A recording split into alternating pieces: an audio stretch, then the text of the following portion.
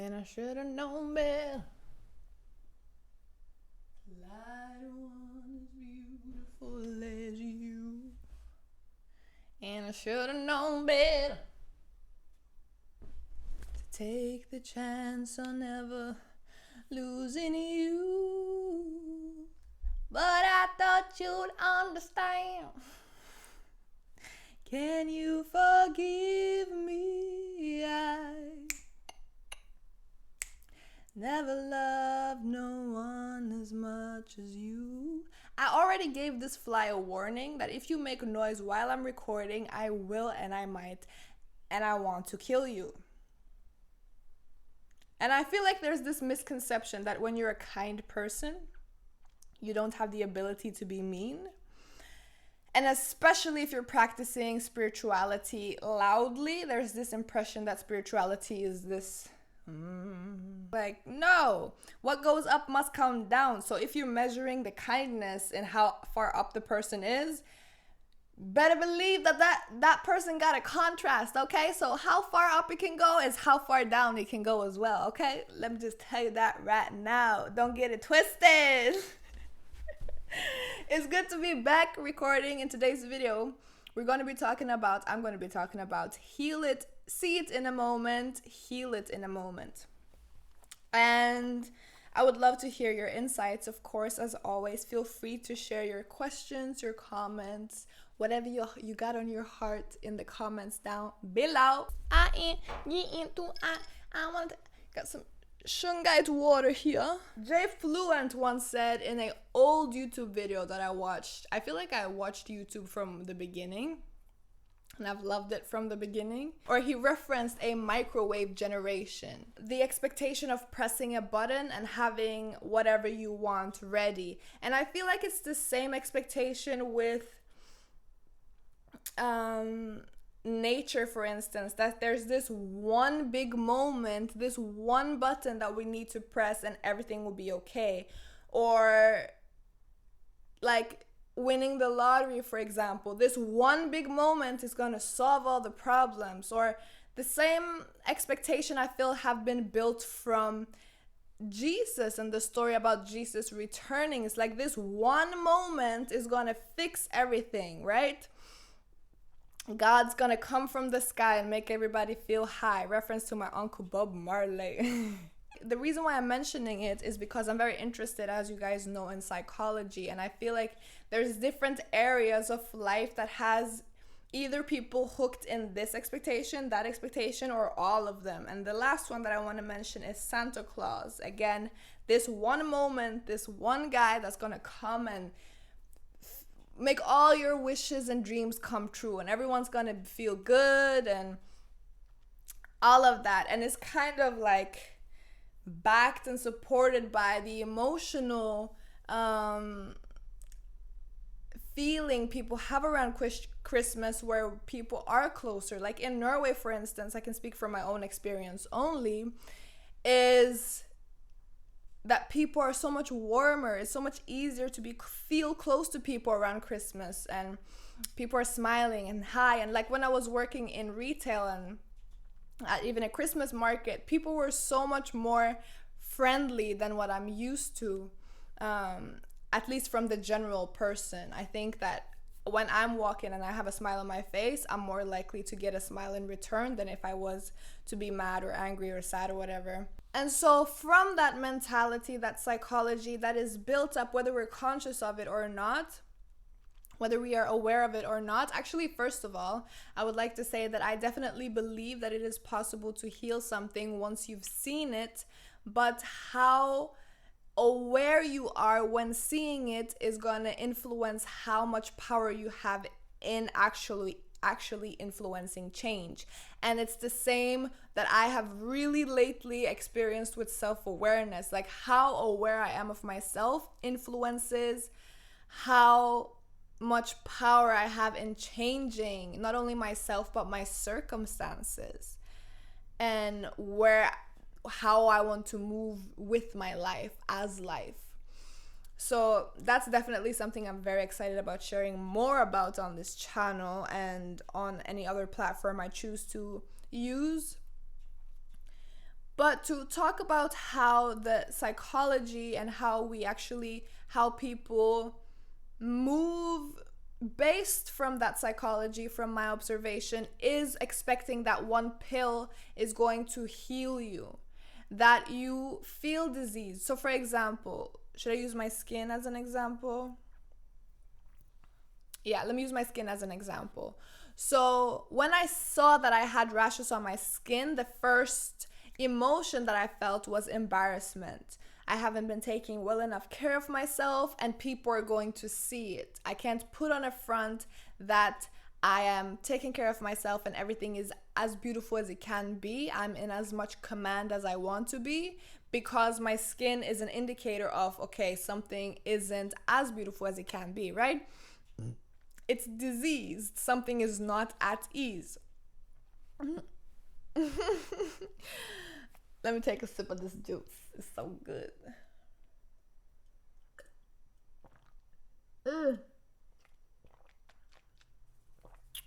I also put some water in here, and some Himalayan salt. In the beginning, it was so hard for me to not say Himalayan sea salt. Himalayan salt.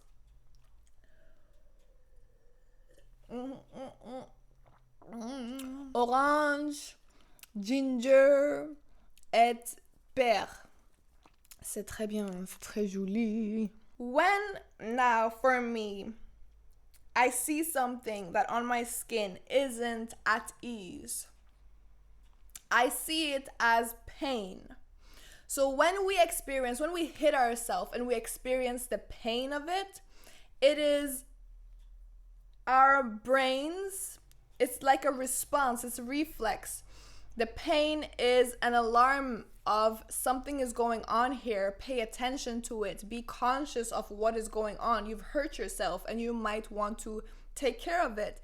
Maybe you're bleeding and you need to stop the bleeding or block the blood from running out of your body. Blood is like liquid life, right? Like if our bodies are drained of blood, it's gonna take like 2 minutes for us to die or something. But then also, if it's something that has been building up over time, like a hip injury or a hip pain in the hip area, it might be that you have some habits or practices or a daily routine that has been building up over time, and now your body is letting you know that this is something you got to take care of, unless you want to experience like the damage that it can cause. And sometimes the damage becomes visual right away, which is what I feel like that has happened with the skin. And I saw this thing that the skin is the third kidney. It was Universal Frequencies video. I'll link it down below. I really like that video. I love Universal Frequencies. Now is the vibe, right? The expectation that taking a pill or putting some kind of cream on my skin is going to remove it right away. Number one is linked to that psychology, but number two is also linked with, if I go to the doctors and I get the cream and I put it on my skin and my skin looks good again, first of all, I'm also going to link another video about how medicine affects the body. Link it down below. I think it was from TED. I don't remember completely. Where you're putting something foreign in your body or on your body, and it's putting whatever was diseased at ease. So because it is at ease, the mind now, the consciousness now believes that whatever was wrong, whatever was alarming that you need to focus on has been taken care of, and you don't need to focus on it anymore. And this is natural science. Like for me, at least, it makes sense. Again, feel free to comment down below if you disagree or if you feel like I'm saying something that you don't agree with. I just said the same thing twice because I love to learn and I'm always up for questioning. Because there's always going to be room for growth. So if I put on the cream and my skin looks good, I'm not going to need to be honest about how, and make time and space to observe and maybe even rewind how has my behavior been in disservice of my skin in this case, or my teeth.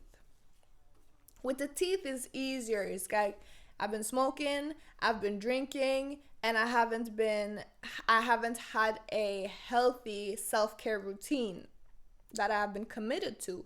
So, and that also reflects how I haven't been taking care of myself on a deeper level than just the physical, because the physical is an expression of what lies beyond the physical, which is the mental and then the emotional, and then we can go more spiritual. Everything is spiritual though. Spiritual is not something we need to try to be. We are. Listen, Mr. Fly, you aggravating me. La, la, la, la.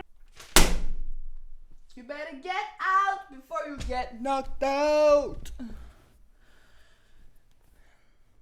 One love. Back to what we was talking about with the pills and the skin. So yeah, because I have decided that I want to heal myself and be in full responsibility of myself, which I've been learning what that really means, other than just saying I want to be responsible for myself. Child, let me tell you. Even with my womb, with the period situation, in the other video I was reflecting on the different areas of life that I can recognize that haven't been in service of my womb and my body and my being. But for the teeth, for example, it's like smoking, drinking, and not having a healthy self-care routine. Okay, so now that I'm aware of this, I have to actually change. I have to be motivated and inspired to change. And I think that is the most challenging part, especially to get it going, to initiate it, especially if you're feeling depressed. Woo! Because then you don't feel motivated to really move. You know, it's like when you're depressed, you don't feel like doing anything. You're just like, you know. At least that's how I've experienced it. So now, like I told you in the last couple of videos, I don't remember which one, I've stopped smoking. And what was the other one? Drinking. I haven't drank in a while. When was the last time? I don't remember when the last time was. I had a glass or two of wine. Yeah, I had a glass of wine, and then the second time I boiled it with the herbs to see, and it wasn't really good. And I haven't had any interest in it either, because I've been focusing on other things. So I'm gonna watch over the video and see if there's anything that I left out that I wanted to mention. Let me just go through. Pills. I feel like, yeah, I'm gonna go through and see if there's anything that I wanted to mention that I haven't mentioned, and it could be that I have. So in that case, appreciate you for watching, for being here, for subscribing, liking, sharing, living your best life, and hopefully I'm gonna see you in the next one.